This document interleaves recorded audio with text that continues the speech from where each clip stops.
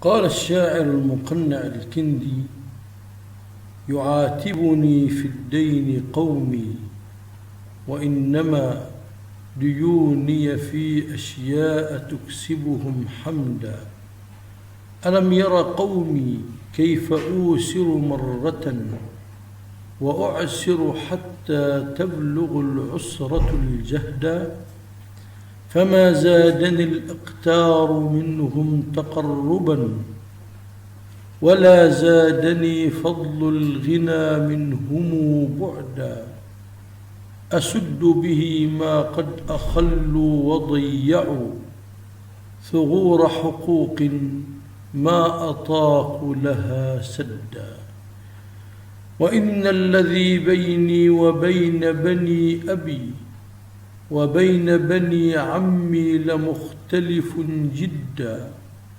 أراهم إلى نصري بطاء، وإن هم دعوني إلى نصر أتيتهم شدا.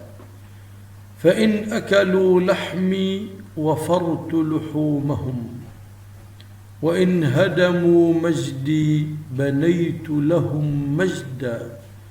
وإن ضيعوا غيبي حفظت غيوبهم، وإن هم هووا غيي هويت لهم رشدا.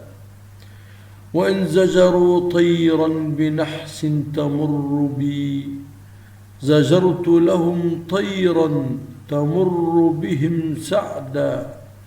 وإن قطعوا مني الأواصر ضلة وصلت لهم مني المحبة والودا. ولا أحمل الحقد القديم عليهم، وليس رئيس القوم من يحمل الحقد. لهم جل مالي إن تتابع لي غنى، وإن قل مالي لم أكلفهم رفدا. وإني لعبد الضيف ما دام نازلا، وما شيمة لي غيرها تشبه العبد.